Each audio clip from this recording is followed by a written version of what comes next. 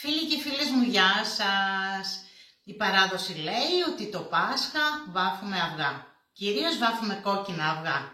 Τα τελευταία όμως χρόνια έχουμε πειραματιστεί και έχουμε δει διάφορες περιπτώσεις από χώρες, από πόλεις, διάφορα μέρη του κόσμου που βάφουν και σε άλλα χρώματα, όπως και εμείς ήδη έχουμε βάψει εδώ, πράσινο, μοβ. Έχουν βγει αυτά τα υπέροχα χρώματα, πάντοτε με χρώματα φυσικά, όπως με κουρκουμά που βγήκε αυτό εδώ το χρωματάκι, και διάλεξα έναν τρόπο σήμερα να σας δείξω με φλούδες από κρεμμύδια, κόκκινα ή λευκά κρεμμύδια. Εδώ έχουμε τις φλούδες, τις οποίες ψιλοκόβουμε.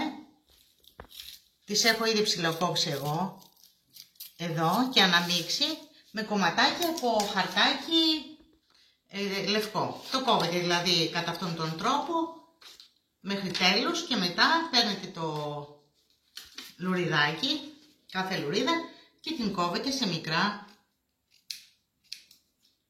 λεπτά κομματάκια. Αυτά τα αναμειγνύουμε και αφού πάρουμε το αυγουλάκι, το περνάμε από νερό.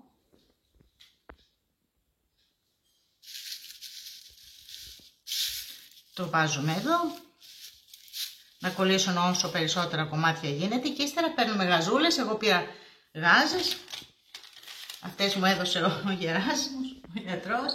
Μπορείτε να βάλετε και κομμάτια από καλσόν αν έχετε, ή ό,τι άλλο φαντασία χρειάζεται, και τα δένουμε με ένα κορδονάκι.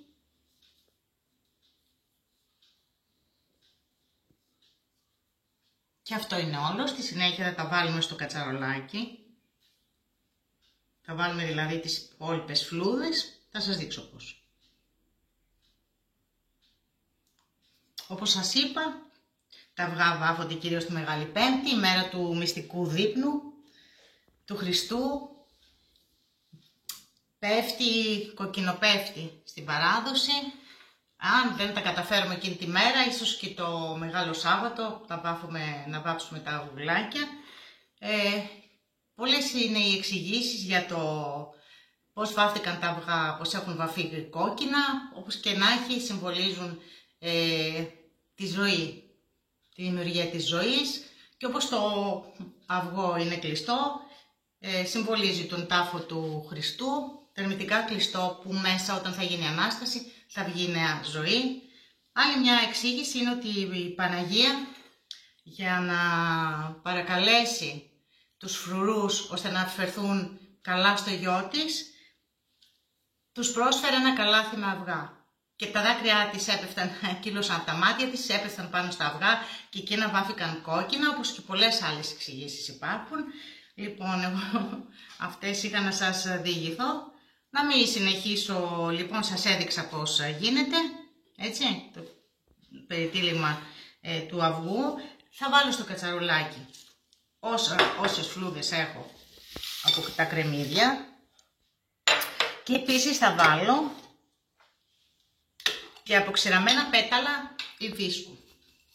Μια κουταλιά της σούπας, ας πούμε, ή όσα πιάσω τώρα με το χέρι μου. Τοποθετούμε μέσα τα αυγουλάκια.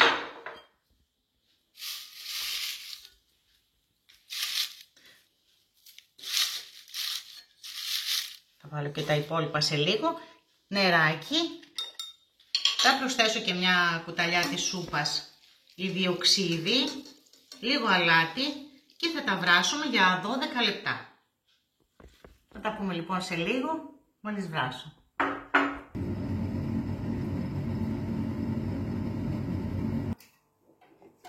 Τα 12 λεπτά πέρασαν.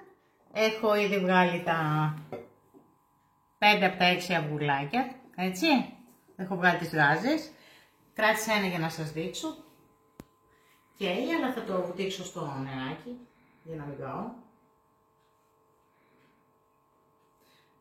Το χρώμα είναι καφέ κόκκινο. Λοιπόν, γιατί τα αυγουλάκια δεν ήταν λευκά.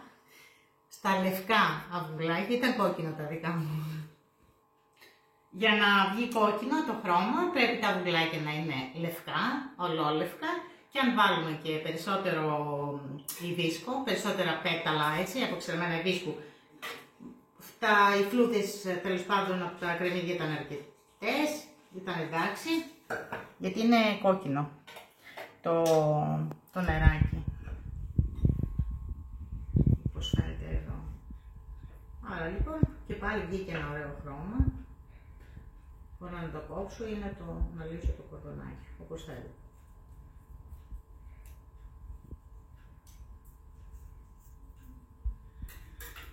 Έτσι, και το βουτάω στο νερό, ώστε να φύγουν τα κρεμμυδόφυλλα και τα κομματάκια από το χαρτί. Αυτό ήταν όλο. Έχουν έτσι ένα περίεργο χρώμα, ιδιαίτερο. Και το τελευταίο ήταν και το πιο όμορφο, γιατί το άφησα περισσότερο, πέρασε περισσότερος χρόνος, ενώ πριν βιάστηκα για τα υπόλοιπα. Τελευταίο στάδιο είναι να τα περάσουμε με λαδάκι για να γυαλίσουν. Και την ημέρα του Πάσχα, την Κυριακή, θα τσουγκρίσω μαζί σας τα αυγουλάκια. Να είστε καλά, να γιορτάσετε με ειρήνη, με αγάπη, κυρίως με υγεία. Όλες τις οικογένειές σας, εγώ σας χαιρετώ, σας φιλώ με τον καλυστήμονα. Από τη βεράντα μου, τα λουλούδια μου και τα αυγουλάκια. Φιλιά πολλά από μένα. Γεια σας.